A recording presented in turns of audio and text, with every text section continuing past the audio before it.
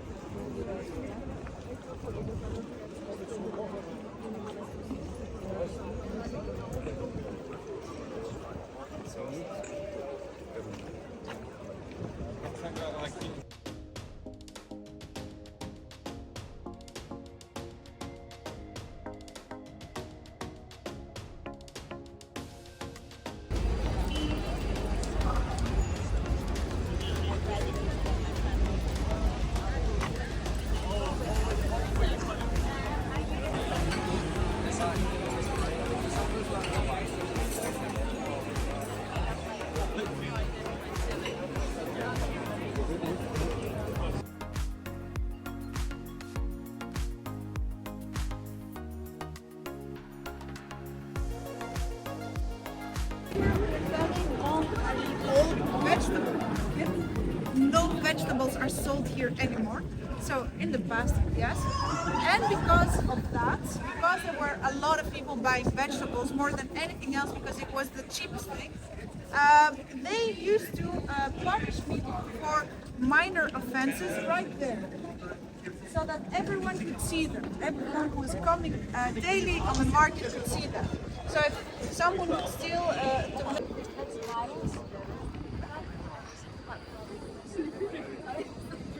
I'm like, I'm not going to be able to get back on the sidewalk until this football gone. I hope the tram starts.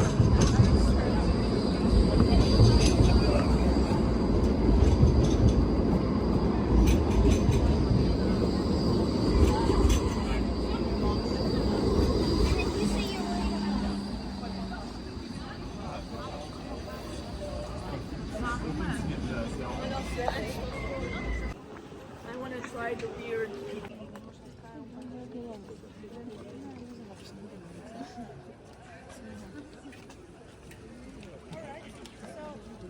the square we are standing on used to be the worst place for executions because they were especially cruel. So this was called the Square of Death.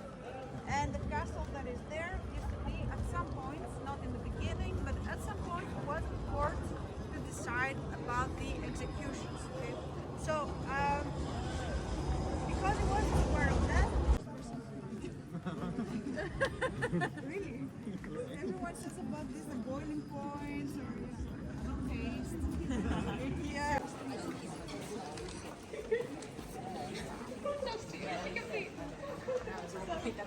That was built a little bit before the birth of Charles V. His birth was in 1500. And it was in this area, not far from here, but now it's destroyed, unfortunately.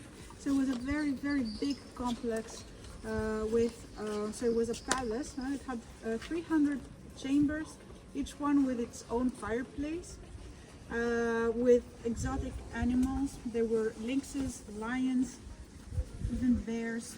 I hope they were separated. Anyways, so a lot of wild animals that Charles V got brought in there. Also the symbol of the lion, that is the symbol of Ghent, might be confusing as well, but it's also because of him, because he was obsessed with lions. And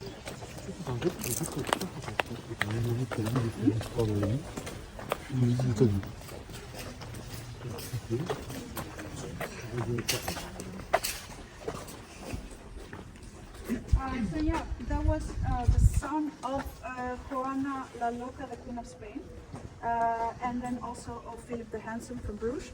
As you can see, he has a very prominent jaw, but maybe you cannot see it very well in this sculpture. It's maybe a bit flattering. But the whole family, a lot of them had this very prominent jaw. That's known as the Habsburgian jaw, because they were ruling over the Habsburgian Empire and they were products of incest. So they were very often looking quite weird. So yeah, so.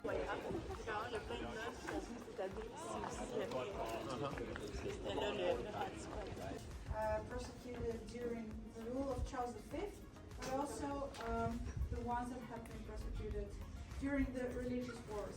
So here you have the ones who, wait, I'm reading. The ones who revolted against Charles V, and these ones were decapitated, all these ones. And this one was the only one who was burned alive, the one I told you about. It's 5 years later, he came back and he was burned alive. The ones that were burned, and this one was the only one who was buried alive.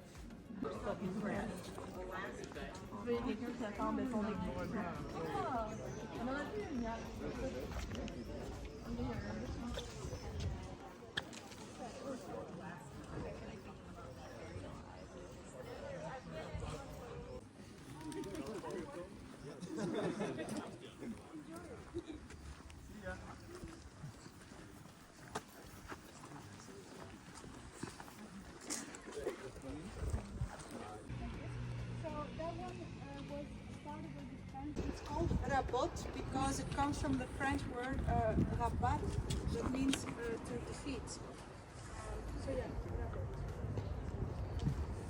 It's really nice and a smart way. If you want to take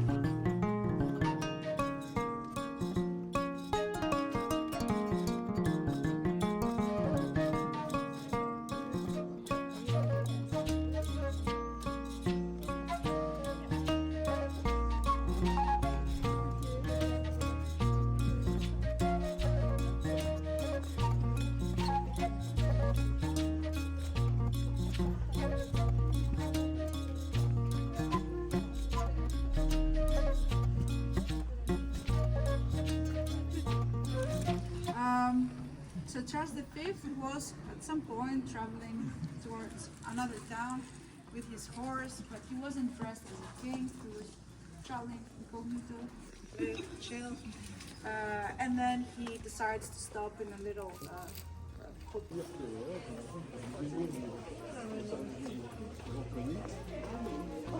You bring in a lot of money as well.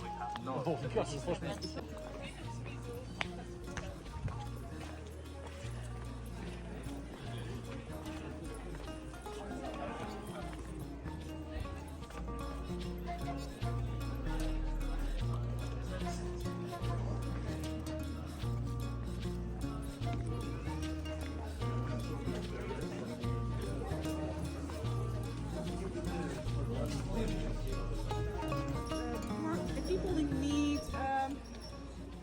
in general, people in need. So they were mostly built by rich people, and this one specifically was built by Alain because he did something bad. But I'll explain what he did. So he was supposed to get married with a specific girl that was called Vrouw de Lieve, which means the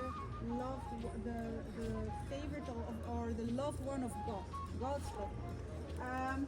And she was beautiful and everything, and he was rich but not very interesting, so she didn't really like him that much, and she fell for the charms of another guy, Simon was his name, and that Simon guy was also interested anyways, so they had the secret thing going on. But this guy, Alain, was really jealous. He wanted that girl for himself, so one day he's waiting for the other guy, Simon, to come out of church, and Simon comes out of church with his brother, and they're chatting and stuff, and this a lame guy, the jealous one, who goes behind his back and he stabs him to death. People see that and they freak out, like, whoa, that's intense. Okay, well, guess we have to punish that guy or execute him, whatever. And he says, no, I have money, don't kill me. Ah, okay, makes sense, all right. So what can you do with your money? What do you want? Build a God's house to take care of people in need, and then you'll be saved. Sure. So he did that, and he was saved. And the worst of all, he got married with a co-believer. So yeah, poor girl. But anyways, this is here thanks to that. And that's one of the few God's houses remaining in Belgium.